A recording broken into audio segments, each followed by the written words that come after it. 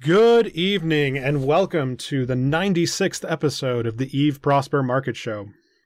I'm your host Lockefox, and I am here with all of your market news for the YC 119.5 release, which I really wish they'd come back with witty names, because this, for such a big release, it sure feels silly to be naming it as a point release. So let's go ahead and get this show rolling. Once again, thank you everybody who is tuned in live. We are broadcasting live to both Twitch and YouTube. If you want to catch us in glorious 1080p, you should go tune in on YouTube. We are live every Friday night, 0300. That's Thursday night US time. And, you can come join the chat if you're going to miss any of it, or if you're watching live and worried you might miss something. Don't worry. We do try to get the shows up and to you guys as fast as absolutely possible. And I got to thank Christopher Mellen once again for doing the amazing work on getting the show edited for our archives, so you guys can get straight to the best parts of the show. If this is, let's see, what's the next bit? Oh, right. Get subscribed is the next piece, right? I'm good at this. Do subscribe to us. All you got to remember is Eve Prosper. They'll get you Twitch, Twitter, YouTube, and our blog.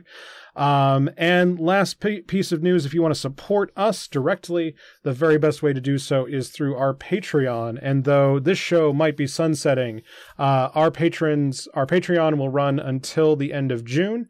And every dollar that we add over May and June is going into the pot to make sure that our tools remain up and online wherever they need to be. It's going to secure our hardware, and it's going to put a budget together for if we have to go to cloud hosting.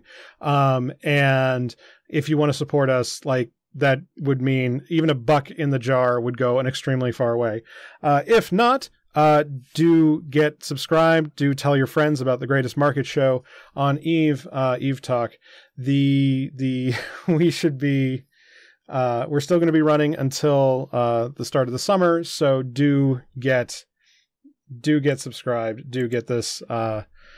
Do get us added, and do watch until the end because things. Also, to all of you Eve guys who might be unsubscribing because we're going to stop talking about Eve, don't you fret. If you like graphs, if you like math, if you like data science and like learning this stuff and like trying to figure out how it's maybe not as hard as the TV makes you think it is, do keep subscribed, because I do expect to launch new shows at the end of the summer, and we will be working on new content for a bigger audience, come back bigger and better than ever. So do stay subscribed. With that, let's go ahead and get straight into the news, straight into the biggest piece of our day. Let's talk about Plex. Holy shit. Oh my God, the Plex split. Holy fuck. So I managed to, and I feel really great about this, managed to get our APIs updated just in the ta-da nick of time to actually serve the Plex splits. So if you're using our Profit endpoint, if you're using our OHLC endpoint, they are serving up Plex perfectly split. And bonus tip is that if you query the old Plex ID, the 29988 or whatever it is, you will get the account cost per month. Essentially the old Plex split applied to the new Plex item. If you query for the new item, like 44662, I think is the other one, that will go and rejigger the old history into the new Plex item, and both profit forecasts will work in that regime. So if you query old Plex, you get the monthly subscription cost. If you query new Plex, you get the forecast for Plex. Now, I know some of you guys may be thinking that, well, is Profit smart enough to know the difference? And the answer is no. It only takes in one feed at a time. And so no guarantees if the Plex forecast for the old forecast and the new forecast don't perfectly line up, because they're getting calculated independently. With that, let's get straight into the news. We are looking at brand shiny new Plex trading at just over 2.5 million. This is against what I originally expected. I expected prices to crash, but I think that the what we're going to end up seeing as we zoom out. Okay, so we're looking at 1 year of original Plex. Great news. Again, thank you so very much, CCP Quant, for backfilling the history. I'm glad that we got that done. So you can look at, here is Plex, the new Plex, back through history. So even though we're at 2.5 million right now, it's still projecting, 2 million before and whatever, the conversion rate you'd expect to see. So thank you very much, CCP Quant, for doing that. And addendum, could you please put the raw numbers back in the MER? They weren't in the April numbers, and they're still not in the April numbers. Next, if we zoom all the way in, we can sort of see the problem right here. Since all of the Plex orders got canceled, we ended up with a bit of a shortage at the moment. And ignore these weird straight lines. Those are the holes in my database because I couldn't switch it over in time. But we're looking pretty thin on Plex. I still expect to see the birthday money idea coming through. So I'm hoping we're back up to, let's say, 300 units. That doesn't look right. I must have divided wrong. Oh no, this is old Plex. Right. So we're looking at the actual account costs at 1.3 billion right now. The actual supplies are down in the 290 times 500. So sorry, the numbers are going to be a little bit wonky. The supplies are still pretty thin, and I'm hoping to see a surge come to market over the next week or so. Again, general activity metrics are kind of down at the moment, and we might just be running slower than we really should be. Or it's going to be just like injectors, where I said for 3 months that, oh yeah, no, it's totally going to do this. I did all this stuff, and I did all this back research, and I built this model, and then Eve was like, fuck you and your model, and it goes and does the exact opposite. So I'm still hoping for a slide. Again, 15% is the number, so that only gets us down to just under 1.2.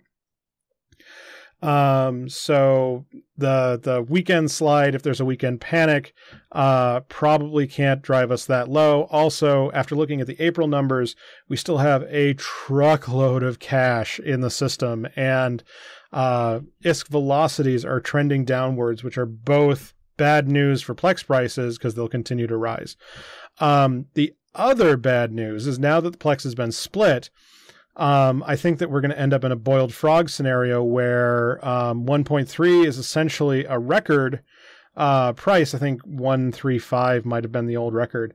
But we can go from 2.5 million of Plex to 3 million Plex, and that doesn't really feel the same as going from 1.25 billion to 1.5 billion, even though it's the same percentage step. We'll see if that holds. I really do think there's a lot of ARM that's going to come back out of the system. But it might leak back in slower than expected. And with as much cash as getting printed in Delve, we just might be screwed. So next, skill trading. You're going to have to excuse me. A couple of my graphs are still broken. I was hacking on them. I've been really crunched at work, so it's been hard to get the time required to rework this stuff. So my skill trading market's going to be a little bit screwed up, but expect the margins to be continuing to thin. Somewhere around here, I think, is where the trend is right now. Skill trading injectors have been staying steady, just slowly rising, not really at pace with the Plex prices.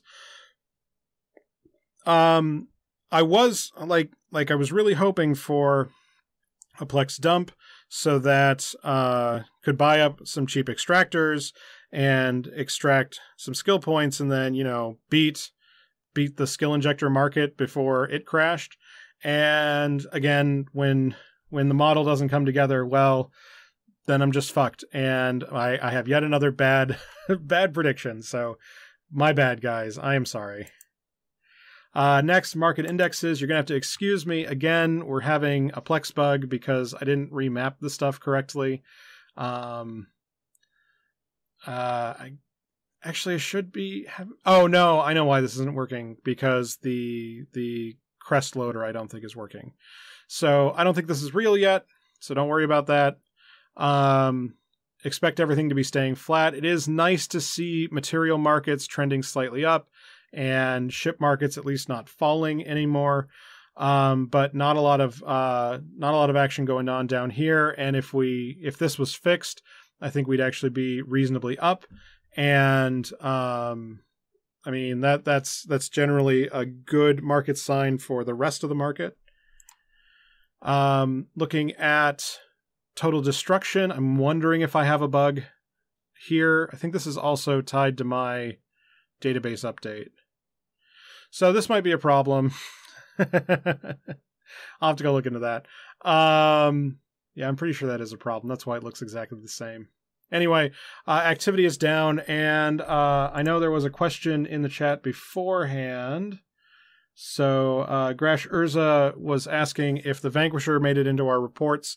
The answer is no, because I don't use Z Killboard's valuations, and so therefore I can't do the price calculation on supers. But what was it ranked at? Something like 500 billion or something ridiculous like that. So RIP Vanquisher. That was a pretty interesting kill mail to see. I was hoping. I'm always glad to see big shiny stuff explode. And now that Revenants aren't the new hotness, it's good to see a different hotness getting destroyed. Minerals. We're moving on to minerals. Looking at Tritanium is dipping down under the 4.5 mark. This kind of looks like a big sell-off ahead of 119.5 as a way to get cash to play in the Plex market. And I think this is going to be the trend you're going to see across the mineral markets this weekend. So there was a big sell-off. We saw a big glut in supply the couple of days before the release, and the prices are dipping as you'd expect. They are recovering. It looks like things are returning back to normal. So we'll see if we end up with a double dip in the weekend. But unless you can really get the 425 items still, I don't think this is a buy. I don't even think this is a stockpile point. I'd wait for probably next week to see if there was a good stockpile on ramp. Pyrite, again, similar story. We went from 5.5 to almost down to 5.2. We're down at 5.4 at the moment. Again, big supply split as somebody did a big sell-off, looking to get raw cash ahead of the Plex split. Things returning back to normal after the split, so not a lot to say here. I expect to be back close to 5.75 by Monday, hopefully. Next, Mexilon, our darling of the show, is finally diverging from our according to the tracker at adamforeve.eu. The robot was so convinced that May 12th was going to be 100 ISK Mexilon, and I was like, okay, robot, you crazy. And yeah, what we saw again, similar story, big sell-off, big price dip. Came back to where we were before. So not a lot to say here. I'm feeling a bit sheepish that I should have said something about the sell-off into the Plex split. I just expected people to be cashing out Plex reserves and not be cashing out other positions. This was stupid. I am stupid, and I should have told you better. So again, my bad. I am bad at this. You think I'd be good at this by almost 100 episodes in? Isagen took a big nosedive again, but again, we don't like Isagen. Remember, it's at a very low spot, and if you believe in technicals, this is a great chance to buy in. The 48 buy order is extremely good. especially if you're expecting a return back to 52. This is basically a almost as close to a sure thing as I can really give you on the show. I'd be careful with it because, again, I say sure thing and everybody jumps on it, and then I end up in a pump and dump, Jim Cramer style.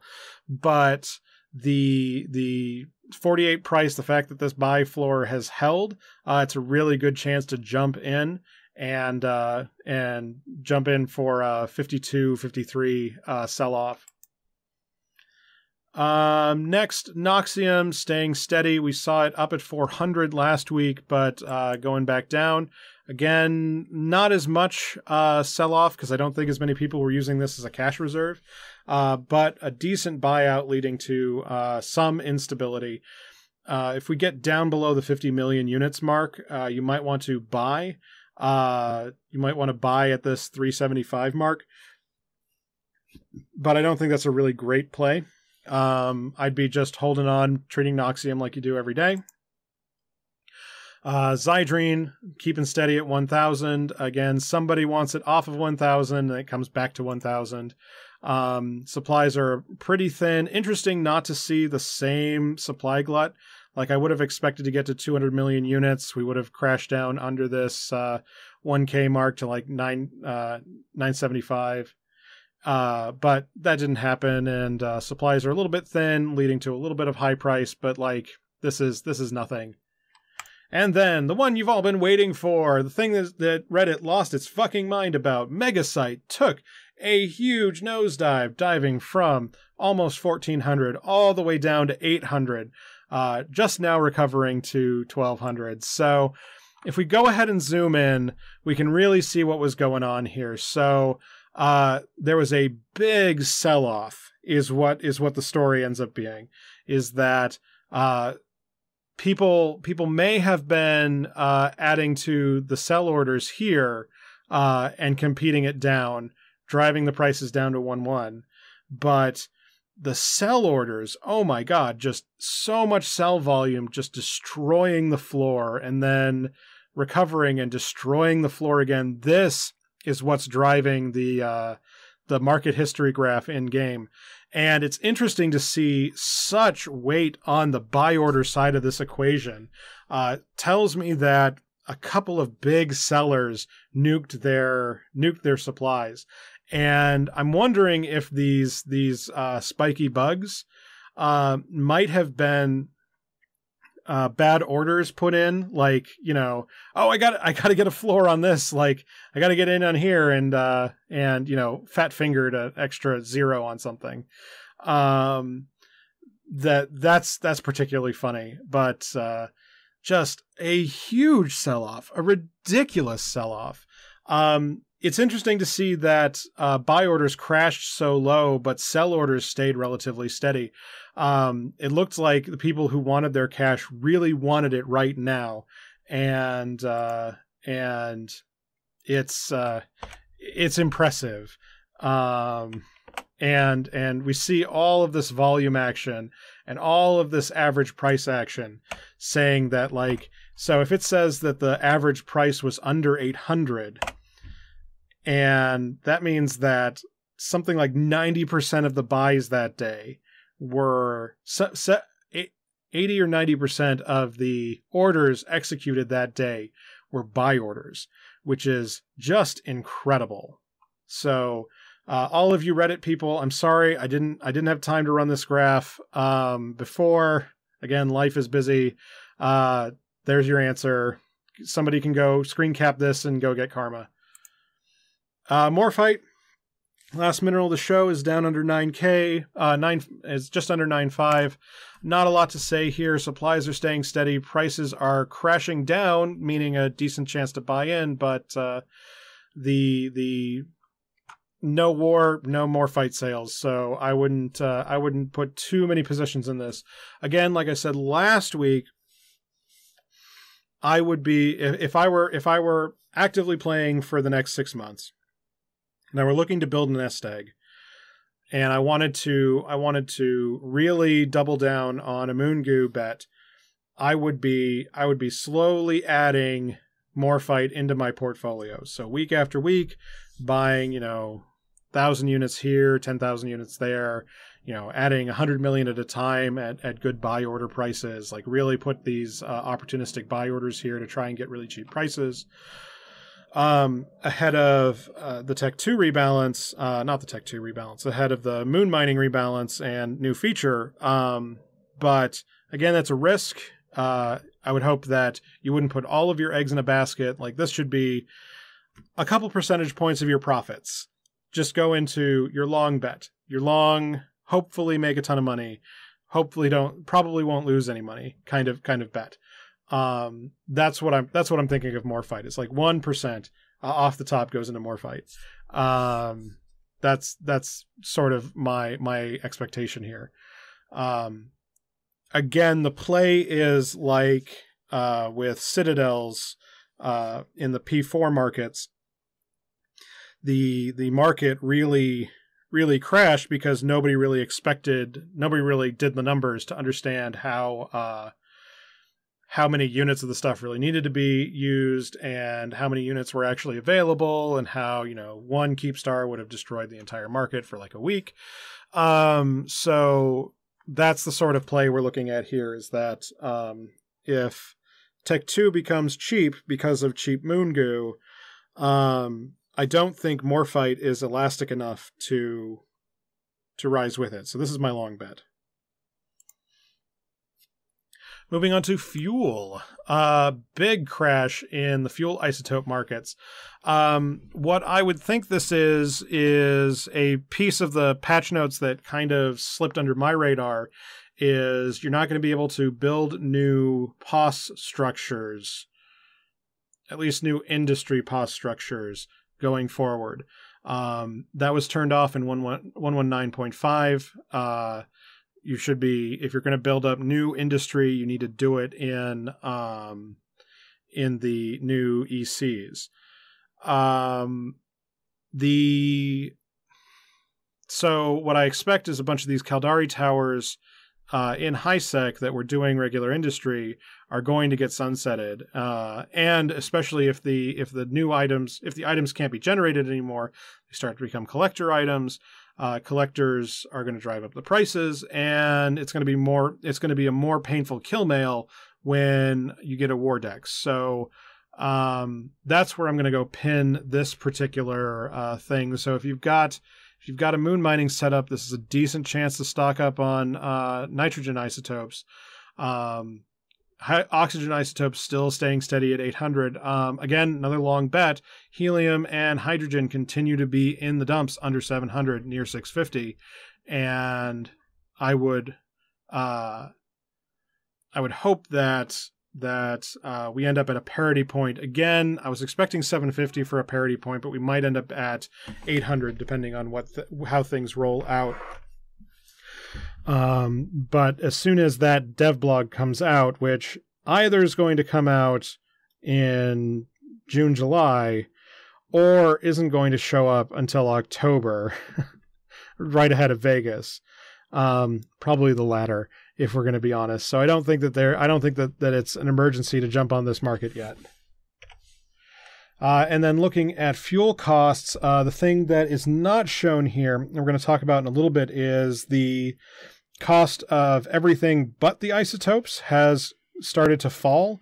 And that's leading to some pretty decent margins here for fuel blocks, especially, again, in the helium and the hydrogen blocks. That the prices of the blocks are staying relatively steady talks to how Citadel owners are still using the rainbow block mentality of pick the cheapest block, but the builders who are building the less popular blocks are really getting to charge a premium for their work. Next, strontium clathrates. Looking for SOV warfare. We are not seeing any. We're staying steady at almost 30 million units on the market. Price is staying steady at 6.5. Not a lot of action here to talk about.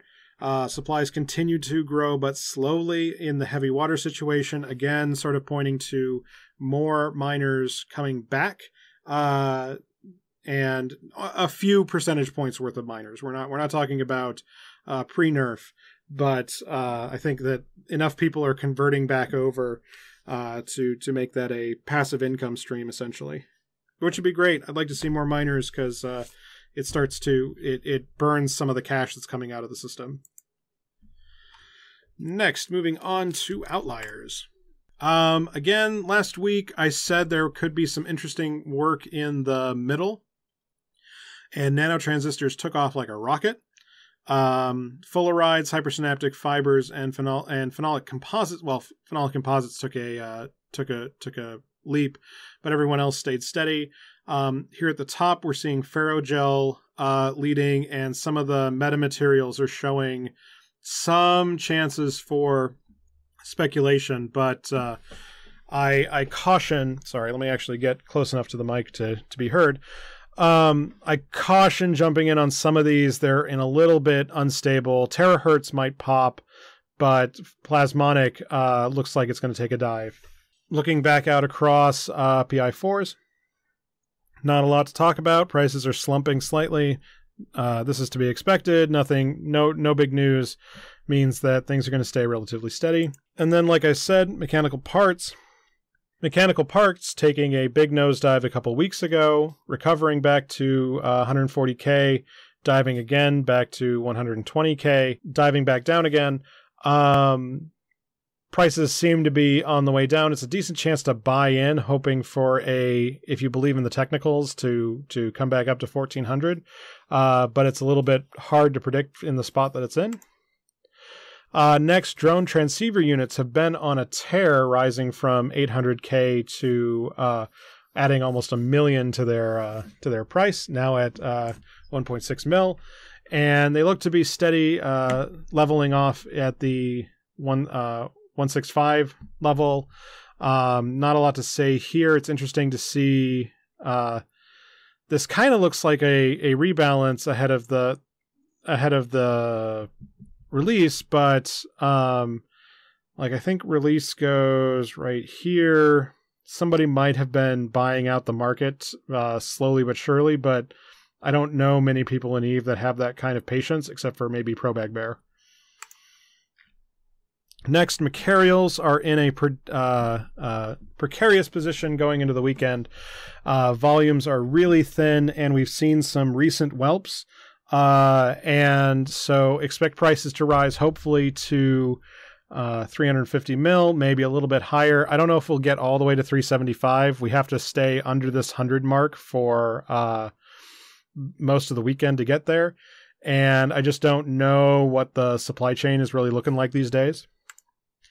Ishtar is another boondoggle this week. Volumes are rising, prices are falling. Looks like a decent chance to buy in sub 180 million, maybe 175. I don't know, like I'd be hoping to get like a 170, 175 to sell for 192. Is kind of the play I expect here, is that you try to catch the bottom of this buy order slump and then sell to sell orders.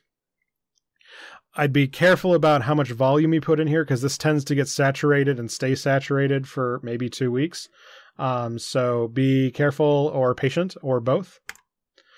Next, we had the Worm, the Garmer, and the Bargast all flagged this week. I'm wondering if it's because of the Alliance tournament being announced. That seems strange to me. The actual buy-ins for these things seem to be slow and slow. I expect most people to be buying their actual supplies for this stuff either months in advance or days in advance, not any time in between. And if you're doing months in advance, I don't know why you would buy out huge swaths of this stuff. So worms are down. Garmers were up, but back down again after I think the announcement was yesterday or 2 days ago. I have to double check. And then Bargast are way, way up, which is interesting to see. So if you are at all interested in these high-end pirate ships, it'd be a decent chance to jump in and play some of the volatility as an entry point. I know they're a bit on the expensive side for the intro speculator, but the volatility is at least interesting enough to play the technicals, as it were. Next, shout out to Rick's Javix and whatever the hell he was doing, buying out all the Warp Core stabs, or selling all the Warp Core stabs. I know he was complaining about it on Twitter this morning, and it triggered my flag for deviation. So, hey Rick's, we will remove the Warp Core stabs as the world menace that they are. Next, the other interesting flag this week was Black Ops. I hope this is Black. Wait, no, Panther should be Black Ops. Yeah, Panther should be Black Ops. Panther and the Redeemer both flagged our price thing, and again, the patterns aren't exactly the same. I don't remember seeing anything in the patch notes about them, but interesting to see them get more action in the last week. I'm wondering if anybody is starting up Covert Ops, Bomber's Bar style thing, and this has just become more popular. I don't think I saw much in the other markets for this. So I didn't see anything in Bombers to really tickle me, but it's at least interesting. Next, going over our predictions from previous shows. We're going to start with the Rattlesnake, where I said that prices were in the dumpster, and they continue to be in the dumpster. It's a decent chance to buy in, especially on the buy orders at 335. I don't know if we're going to go any lower than the 350 sell order at the moment. We might go a little bit below, but I don't think we'll get down to 345. So it's a decent chance to stock up ahead of any operations. Next, the large auxiliary nano pumps. We've been talking about this for a couple of weeks, where it's up and it's down and it's up again.